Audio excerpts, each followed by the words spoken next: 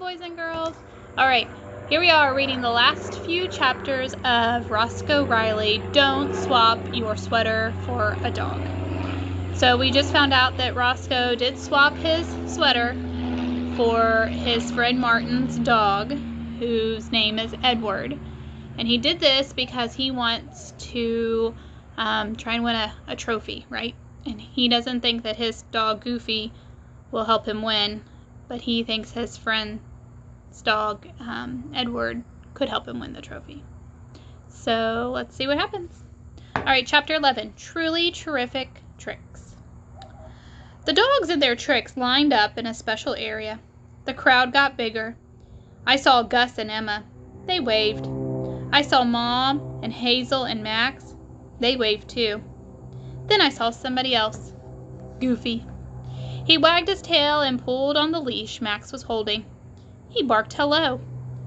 I felt like I was on a play date with the wrong friend. I mean, a hangout. 3 judges sat in the chairs behind a table. They had a paper and pen and a serious face. Contestant number 1, a man said on a loudspeaker. Mary Lou Oliver and her dog, Mo. Mary Lou and Mo went to the center of the field. Mo rolled over, then he played dead. Next came Nico and Spinner. Spinner danced on his hind legs. Noodles caught a frisbee in midair. Linus played a toy piano with his nose. He was extra good, but nobody was as good as Edward. On the judges' table, I could see lots of colored ribbons and one beautiful trophy.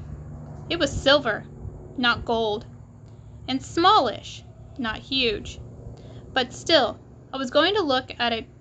It was going to look great on my dresser. And be cool at show and tell. When other kids brought their ribbons and certificates and awards, I would have something to show at last. More dogs did tricks. My favorite was Astro. He chewed up a kid's homework for a trick on purpose. I bet even that amazing trick couldn't beat Edward's. So there's some of the pet owners with their dogs doing the different tricks. At last they called us. Roscoe Riley and his dog Edward, the loudspeaker man said. We walked onto the field, and I turned towards the judge. Edward, the amazing reading dog, will now read from this book, I said. The crowd made a wow noise. The judges leaned forward.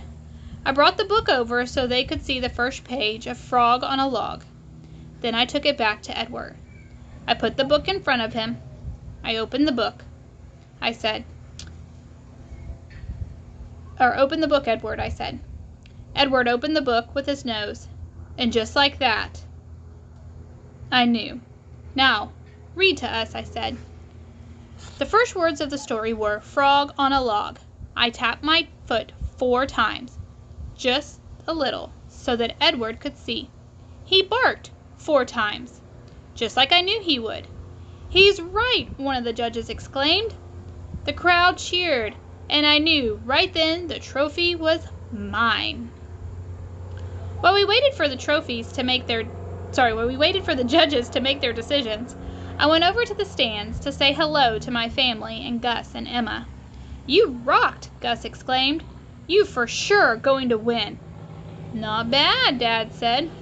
For a dog who wears perfume. People crowded around me.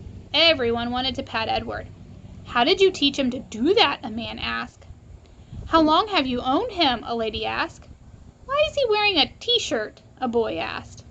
I tried to answer all the questions, but I felt a little funny, on account of I had to pretend I knew the answers, like I really was Edward's owner.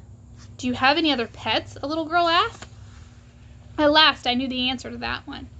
I have a dog named Goofy, I said. He's over there. I pointed. Goofy was sitting by Max's feet.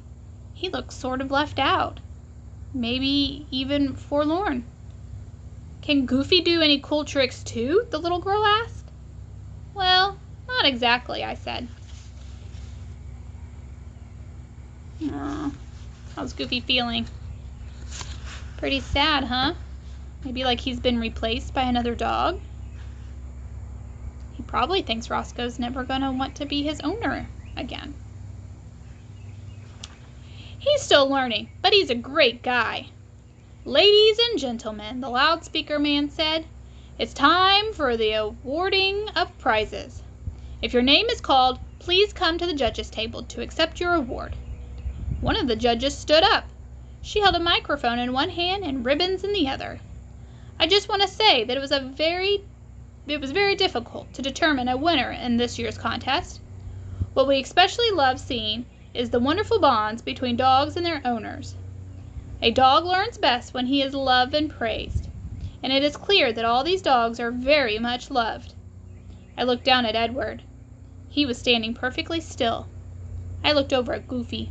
He was trying to catch a fly in his mouth. Third prize goes to Linus and Larry Dunn, the judge announced. Everyone clapped. Larry ran over with Linus to accept a yellow ribbon. Second prize goes to Astro and Penelope Watson, the judge said. But don't you dare use that trick to get out of doing your homework. Finally, my moment arrived.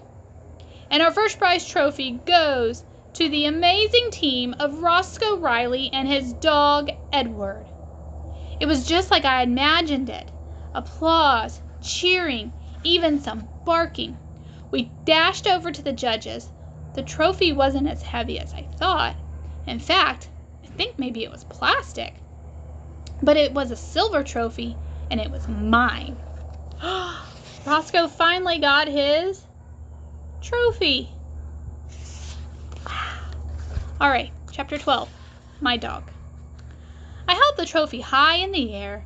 Edward and I ran across the field to my family. There was lots of back patting and high-fiving and way-to-going. I felt pretty amazing. I was definitely going to be the star of show and tell. Something cold touched my hand. I looked down, and there was Goofy. He was nudging me with his nose. He wagged his tail like he was happy for me. He even touched noses with Edward. Good old Goofy. I gave him a hug. Will the contestants please return to the judges' table for photographs, said the loudspeaker guy. Come on, Edward, I said. They want to take our picture. Edward and I walked back to the judges. Sit, Edward, I said. And of course, Edward sat. Congratulations, Roscoe, the lady judge said. You and Edward must have a very special relationship.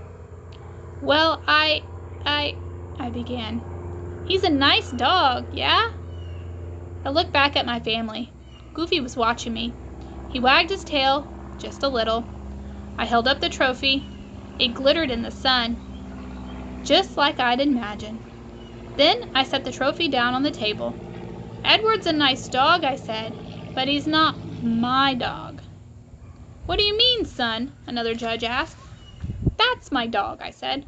Over there. I just borrowed Edward because I wanted a trophy. But he's not mine. He's Martin's. And I really want my sweater back, too. The judges looked at me. What sweater, sweetheart? He asked the lady judge finally. I'm afraid you've lost us. And which dog is really your dog?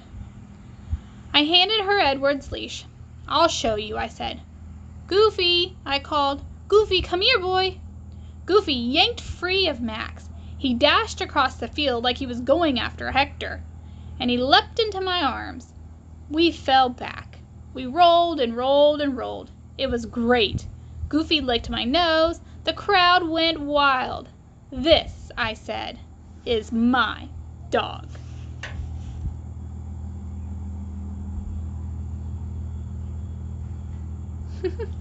Looks like Goofy's a pretty fun dog. Chapter 13, the world's best backward somersault team.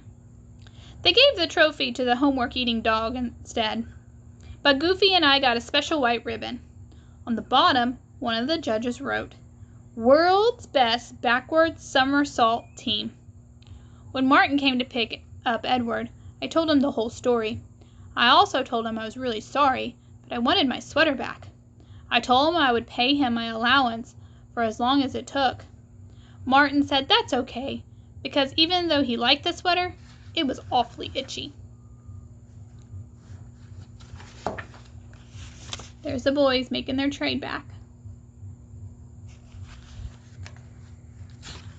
Chapter 14. Goodbye from timeout. When I told my mom and dad about trading Grandma's sweater for Edward, they were not happy. They were also not happy about the part where I fibbed about Martin wanting me to enter Edward in the contest, although they were proud of me for telling the truth eventually. Also for telling the judges the truth. They said I was getting very mature. So I asked, does that mean no more timeouts? Here I am. So I guess you can tell what the answer was. It felt good to get Grandma's sweater back. In fact, I'm wearing it right now. I found a baby turtle and a worm on it while I've been sitting here. It really is a work of art. Too bad it's so itchy. I don't even mind being in timeout so much, 'cause Goofy's here with me. He got sent to timeout too. Something about eating the hot dogs we were going to have for dinner. Good old Goofy. Alright, so let's go ahead and read some of the funny things that were at the back real quick. 10 more rules to live by.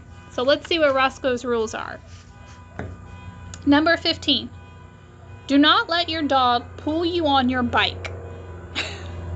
I don't see that ending very well. Number 72. Never fall asleep on a trampoline. Number 36. Don't trade your backpack for a sandwich.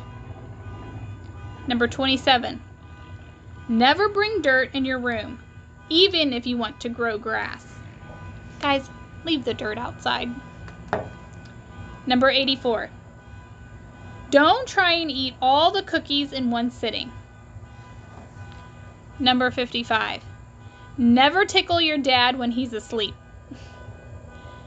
Number 49. Don't leave your stuffed animals in the yard overnight. Oh yeah, that's a bad idea. My son has done that before, and the neighbor's dog came and got it. Number 68. Never taste your mom's lotion, even if it smells like candy. Guys, yeah, just don't do that, okay? I know some of these lotions and these hand sanitizers right now smell really, really good and very sweet and delicious, but just don't taste them. Number 91. Don't put raisins in your brother's bed or your sister's bed. And number 52. Never cut your dog's hair. All right. So that is the end of Roscoe Riley. Don't swap your sweater for a dog. All right, guys. We'll start with some new books tomorrow. See y'all later.